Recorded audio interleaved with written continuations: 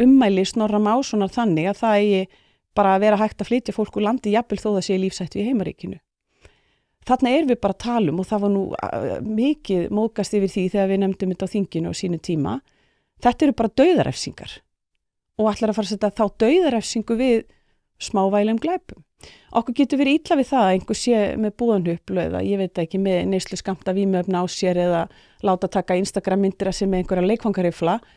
En þú veist, erum við raunverulega að tala það að okkur sé bara sama líf þessar einstaklinga og þannig erum við komin í svo svakalega mikið, þú veist, bara mikið hatur í garð fólks sem bara lifandi fólk að þá erum við bara komin úr rosalega vondan stað og þá erum við komin svolítið fjarri því sem að ég held að við viljum standa fyrir sem samfélag og sem Íslendingar. Þetta ekkert í samræmi við okkar gildi að flokka fólk með þessum hætti og að finnast það bara líf þess bara minna virði vegna þess að það af einhverjum uppruna. Já, ég enda til sko, ég veit hvernig við kælum þetta og ég hef sagt að það að redda þessu eitur og bingo og það með því að enginn getur sótt hérna hæli í bili og þú veist, það óumflýjanlegt að hælisleitendakerfinu verði lokað.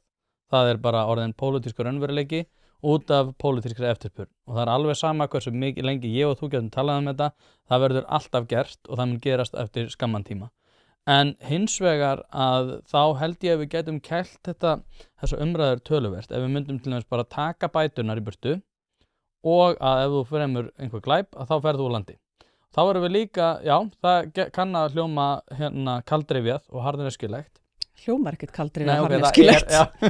Það bara ber ekki virðingu fyrir lífið viðkomandi manneskju. En þá aftur á móti erum við samt að senda þau skilaboð til fólksins sem hingað að bara ef þú býtur að þér, að þá bara ertu ekki velkomin.